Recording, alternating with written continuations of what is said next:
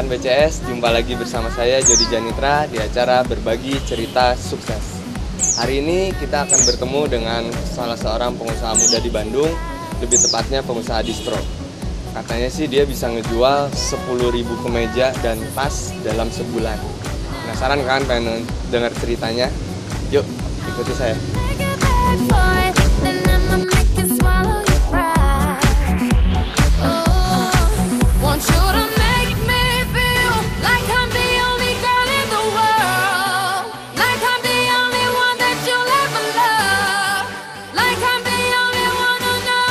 Nah, rekan-rekan BCS, sekarang saya sudah ada di dalam tokonya Dobu Jack.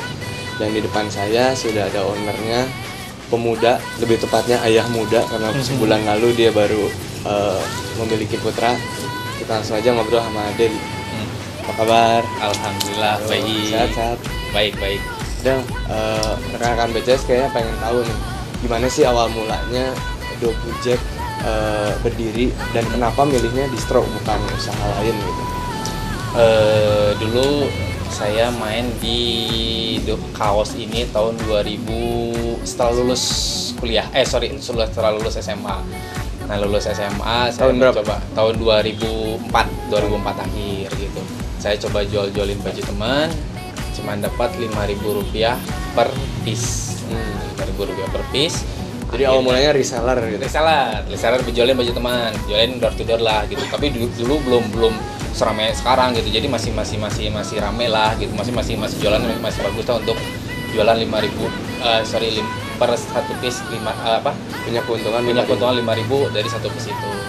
Akhirnya setelah itu mencoba untuk coba deh bikin sendiri si baju itu sendiri.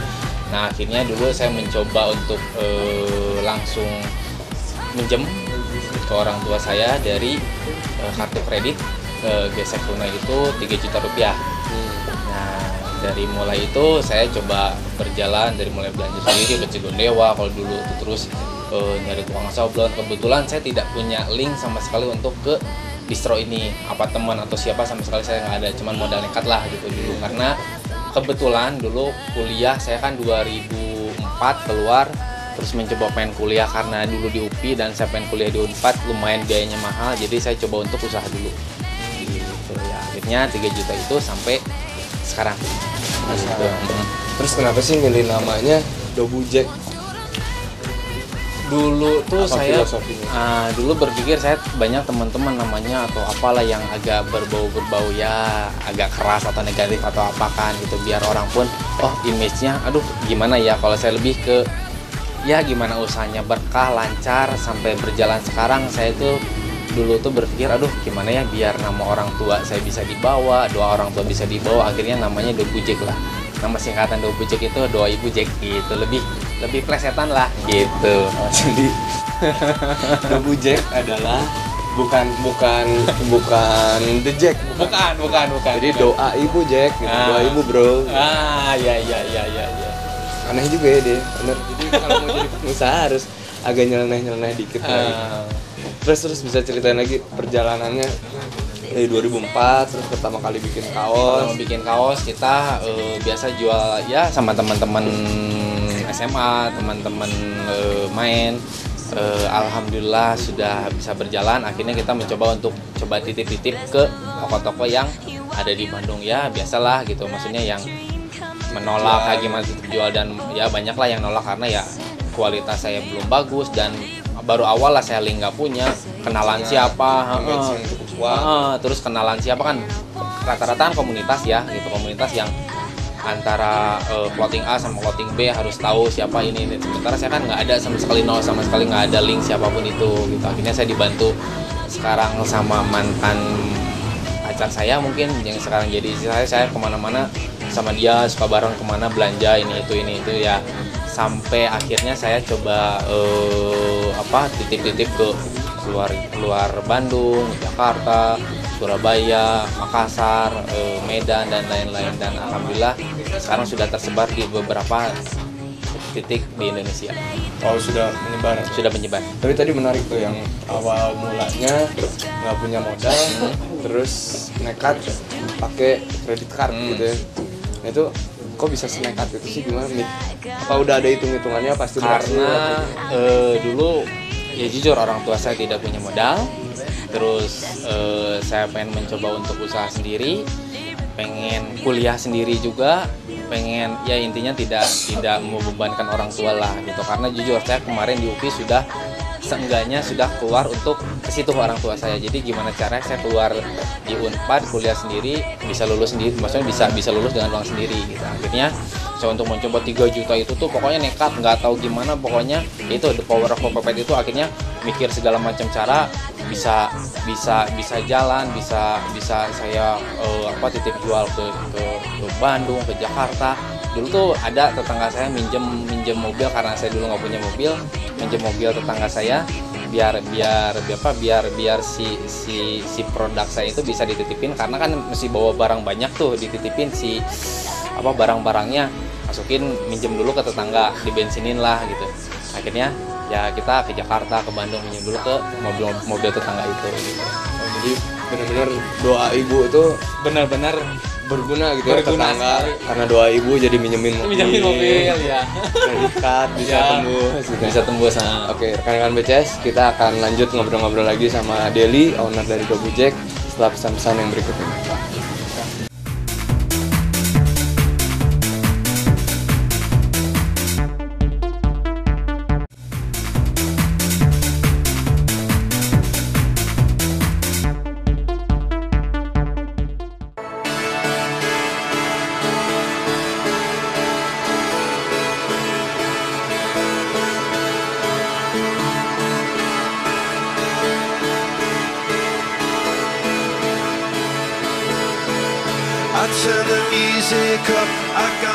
Oke, rekan-rekan BCS, sekarang kita ngobrol lagi sama Deli.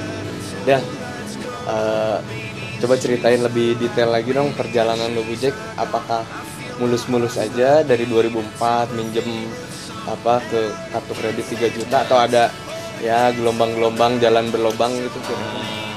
Itu sih pasti ada ya gitu, maksudnya takutnya kan berpikirnya wah Gojek sekarang sudah berjalan dengan wah ini kan anak siapa enggak lah gitu. Dulu saya pun berjalannya benar-benar ada rintangan, ada kendala-kendala yang ya normal mungkin ya orang-orang usaha yang lainnya lah gitu. Dari mulai ketipu, dari mulai barang banyak yang reject gitu. Cuman ya gimana caranya saya bisa menjual itu cepat terus tanpa komplain gitu. Nah akhirnya saya berjalan tahun 2007 saya sempat ya itu tadi ketipu sama ada orang Makassar yang mau belanja sekian belas juta ya. Akhirnya modal saya bisa dibilang bukan habis ya, terkuras gitu. Untuk jadi dulu tuh saya ada pesanan buat Makassar namanya reseller lah gitu, barang saya dikirim ke sana ternyata pembayaran gak benar dan lain-lain.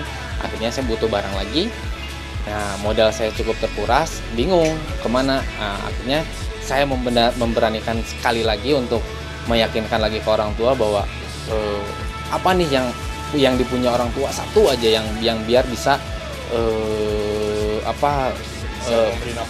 memberi nafas lagi gitu. Akhirnya saya ini ya bisa menyekolahkan surat berharga satu-satunya punya orang tua saya, yaitu rumah, dan itu pun dihargai ya dikasih sama bank itu sekitar 40 juta gitu, 40 juta. Dan 40 juta itu saya maksimalkan benar lah sampai detik ini, gimana caranya modal itu bisa berkembang terus, dan alhamdulillah sampai sekarang bisa berjalan sampai ini. Karena kan jadi di saat kita nemu kendala atau kegagalan, sabar aja, yang penting terus berusaha, karena menurut pepatah kegagalan adalah sukses atau kemenangan yang tertunda.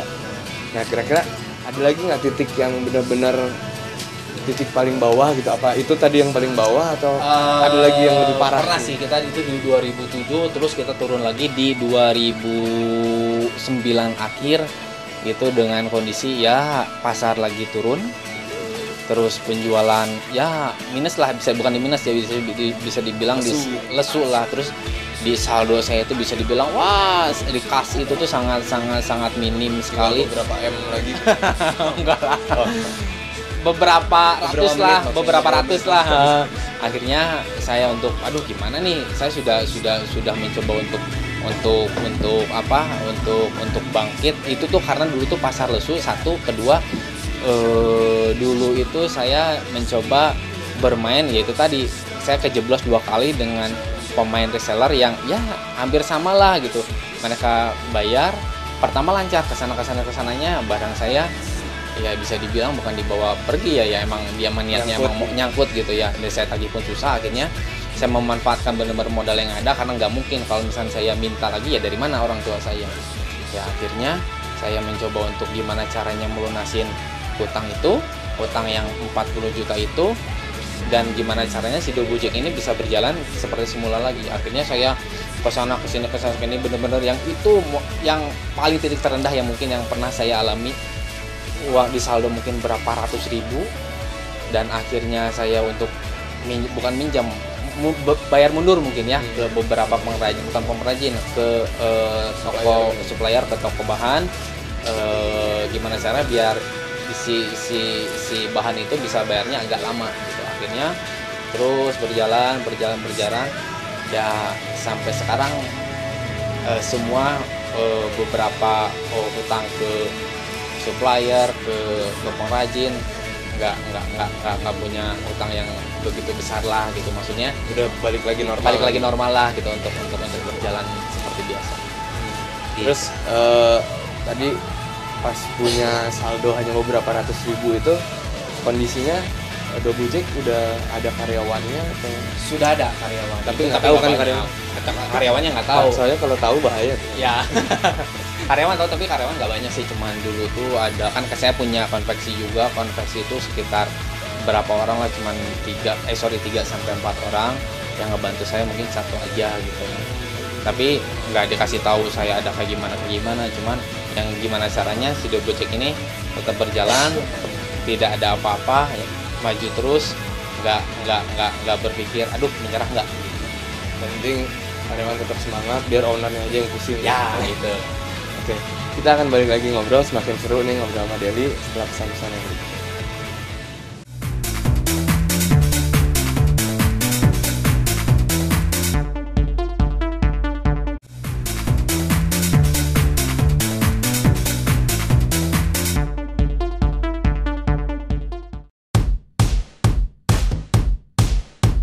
Summer after high school when we first met, we make out in your Mustang to Radiohead, and on my 18th birthday. Oke rekan-rekan BCS, sekarang kita balik lagi ngobrol sama Deli.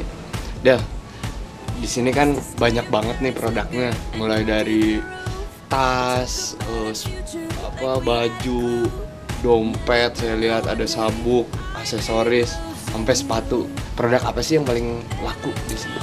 Untuk di sini mungkin ada beberapa varian produk yang best seller lah. Kita ada sepatu sama tas dan kemeja yang paling cepat di sini untuk keluar. 3 itu yang cepat keluar untuk produk kita sendiri ya. Karena di sini pun kita ada titip jual juga, dari beberapa brand juga dari teman-teman saya juga. Cuman kalau untuk produk Gojek sendiri yang paling laku itu sepatu, tas sama kemeja. Nah, kalau sepatu nih, ini nih di belakang kita udah ada sepatu nih Ban. Yang model yang mana nih yang paling diminati sama anak-anak muda sekarang? Yang paling ini mungkin yang model-model seperti ini, mungkin yang ada yang pendek, karena kita pun ini kan kualitasnya ya cukup bagus lah untuk segmen ini gitu, karena kita dijual tuh kurang lebih ini di angka 498. Terus untuk sepatu kulit mungkin nggak terlalu mahal mungkin ya untuk kualitas kulit, sol dan dengan sebagus ini dengan range harga segitu, Insya Allah paling murah. Insya Allah paling cukup lah gitu. Kita kualitas bagus tapi harga nggak terlalu mahal lah gitu. Terus kalau untuk tadi setelah sepatu ada tas-tas yang kayak gimana nih? Tas mungkin yang ini mungkin yang kurang lebih yang backpack kayak gini, yang tas ransel kayak gini, karena ini kita jual pun nggak terlalu mahal, terus harganya pun kita ini di angka 168 untuk anak-anak SMA, anak-anak kuliah yang budgetnya mungkin yang lain harganya mungkin di atas, ada yang di atas 200, mungkin kita dengan kualitas seperti ini insya Allah tidak akan kemahalan. Terus untuk segmen marketnya sendiri, paling banyak pembeli ke Dobujek itu tentang usianya kita di 16 sampai 27, 28 itu kebanyakan ya yang kita segini biasanya ini kebanyakan sekolah, kalau anak sekolah, mahasiswa sama anak SMA gitu kan. Apalagi kita selalu ada event di pameran di Jakarta Expo kayak gitu namanya Jacklot. Kayak untuk Jacklot sendiri kita ini produksi untuk tas aja kita 10.000 karena emang jualannya cepet banget ini untuk tas kayak gini. Nah, sekarang ngobrolin promosi nih. Tadi kan sering ikut pameran-pameran, ada Jacklot gitu, ya, terus ada Kifes mungkin di Bandung. Kifes di Bandung, di Malang, di kota-kota lain. Terus selain pameran itu, promosi apa sih yang dilakukan oleh Dobujek sehingga bisa sebesar sekarang? Kita sih emang kebanyakannya di dulu itu kan belum segencar sekarang ya. Sekarang kan internet di mana-mana.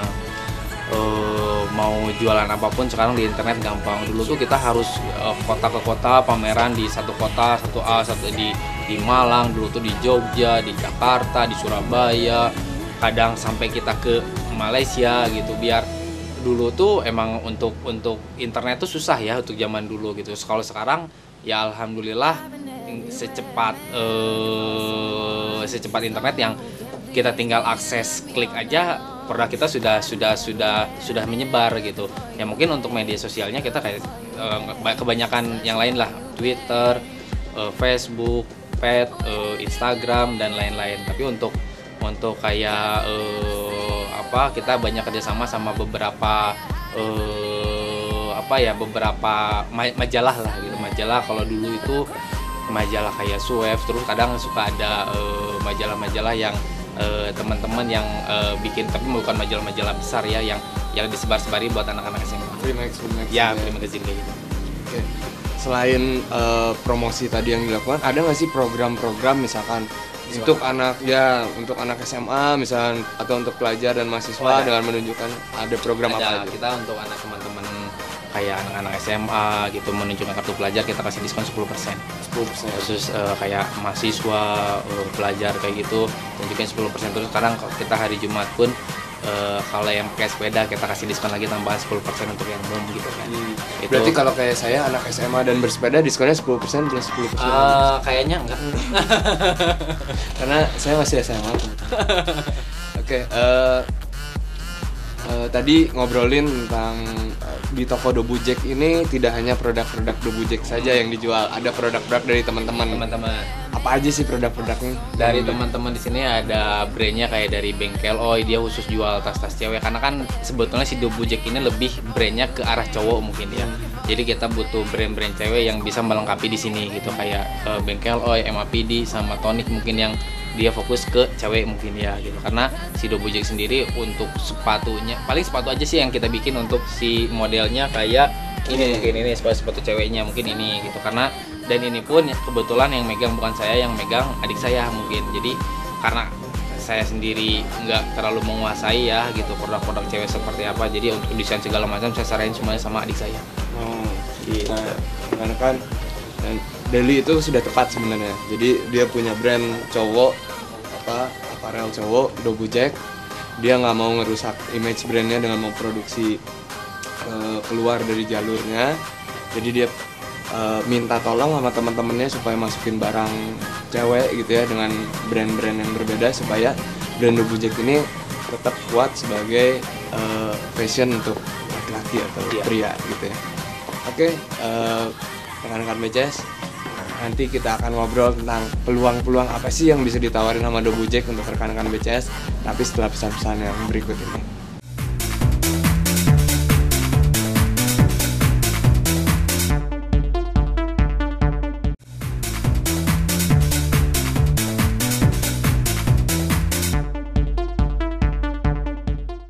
Oke, kita balik lagi ngobrol-ngobrol tentang Dobujek sama Dedi. Dalam sebulan nih, kira-kira ada berapa desain yang dikeluarin sama Dobujek? Kalau sebulan kita keluarin desain tuh sampai 50 sampai 60 per bulan gitu. Karena tapi kita kuantitinya pun nggak terlalu banyak sih untuk si per artikel ya. Misalkan satu artikel kita itu tadi nyampe kurang lebih 5 sampai 10 losin. Kalau misalkan 5 losin itu yang kira-kira penjualannya Nggak terlalu gimana? nggak terlalu wah gitu. Tapi cuman kalau kayak tas, kayak kemeja itu kita sampai ya 10 losin itu per desain. Per artikel. Per atau artikel. desain. Oke, itu ide-ide desainnya muncul dari mana? Apakah desain sendiri atau sudah ada timnya? Kadang saya ngasih masukan buat tim desain saya. Kadang tim desain sendiri yang ngajuin desainnya. Nah, terus saya janji nih sama rekan-rekan BCS, ada nggak sih, kita tanya ya, ada nggak sih kesempatan untuk rekan-rekan BCS? Karena Deli itu awal mulanya sebelum punya Dobujek, tadi dia cerita dia mulai dari bantu temennya ngejualin kaos gitu atau reseller dengan keuntungan Rp5.000 per kaos. Nah, kalau dari Dobujek sendiri, kira-kira ada nggak sih kesempatan untuk rekan-rekan BCS kalau ingin coba-coba bisnis atau punya ikatan lah dengan Dobujek? Kita ada reseller juga, bukan reseller juga untuk teman-teman di sini gitu. Kita di rate pembelanjaan jadi 1 sampai 2 juta itu diskon 25% kalau nggak salah. Sorry kalau saya lupa. Terus bisa lebih berarti 25% atau lebih, minimal 25% ya, catat. 2 sampai 3 juta 30%. Nah, 5 sampai 8 juta 35%, 8 juta ke atas 40%. Oh, jadi memang menarik nih rekan-rekan BCS. Jadi hanya dengan modal 1 juta aja rekan-rekan udah bisa coba jualan atau jadi reseller produk-produk distro. Kebetulan kita sudah banyak juga. Sudah banyak reseller kita ada di beberapa titik kayak di Makassar, Surabaya, Banjarmasin, terus Banjarbaru, hampir rata-rata kota-kota daerah timur gitu. Jadi emang dari sana lagi berkembang untuk distro gitu ya. Nah, kalau untuk pengen tanya-tanya lebih lanjut tentang tadi program resellernya, bisa hubungi bisa ke toko kita di Jalan Riau nomor 114 Bandung. Kalau enggak di kantor kita di Jalan Subang Raya nomor 21 Antapani. Ada website atau email yang bisa di www.dobujek.com, bisa di emailnya di dobu74ck@yahoo.co.id. Oke, tadi udah jelas ya rekan-rekan guys. Kalau rekan-rekan tertarik, daripada kita produksi dulu terus nanti nemuin masalah kayak Deli ya, barangnya reject atau ditipu apa segala macam, mendingan kita coba. Yang penting kita punya pengalaman dulu untuk jualan, baru nanti dari situ bisa berkembang. Mudah-mudahan bisa kebeli nanti Dobujeknya ya sama Deli. Oke, terakhir nih, ada pengalaman atau momen paling nggak terlupa, momen indah apa sih yang selama ngejalanin Dobujek ini yang selalu diingat sama Deli? Yang paling indah itu sebetulnya ya kebetulan kan karena saya ini tuh dibantu sama sekarang istri saya mungkin ya. Jadi saya yang paling ingat itu kita pakai motor Vespa punya orang tua saya, minjem belanja ke Cigondewa. Aduh, jadi pengen nangis nih. Jadi saya belanja, istri saya yang megang bahan di belakang. Sampai sekarang itu perjuangannya keinget banget lah gitu. Jadi emang ya sekarang istri saya itu yang benar-benar, istri saya dan mungkin sama ibu saya mungkin ya yang sampai sekarang mendoakan dan membantu. Itu mungkin yang paling nggak dilupakan sampai detik ini. Oke, biar Deli nggak nangis terus, kita kasih cookies dari BCS. Terima kasih banyak Del udah nyempetin waktunya, udah ngebolehin kita ngobrol-ngobrol, main kesini. Mudah-mudahan usaha Dobujeknya selalu maju. Amin. Dan juga selalu manis kayak kue-kuenya BCS. Terima kasih. Oke rekan-rekan, nggak kerasa ya kita udah ngobrol kurang lebih setengah jam sama Deli tentang usahanya dia merintis Dobujek sampai sebesar sekarang. Saksikan terus berbagi cerita sukses setiap hari Sabtu jam 6 sore. Nah.